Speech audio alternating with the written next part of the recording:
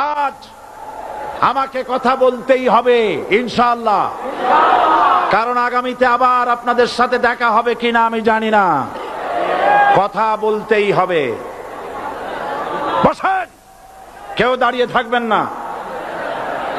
আমি দেখতে পাচ্ছি বাংলাদেশের ভাগ্য আকাশে উত্তর গগনে কালো মেঘ জমা হয়েছে, ঝড়ের পূর্বাভাস লক্ষ্য করছি।